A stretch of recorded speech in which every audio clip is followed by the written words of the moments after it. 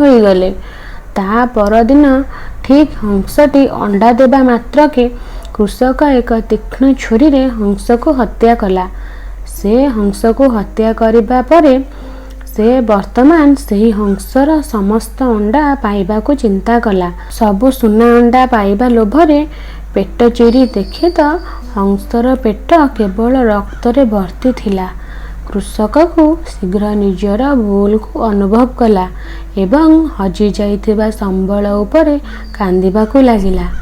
ଦିନ ଗଡ଼ିବା ସହିତ କୃଷକ ଏବଂ ତାଙ୍କ ପତ୍ନୀ ଗରିବ ହୋଇଗଲେ।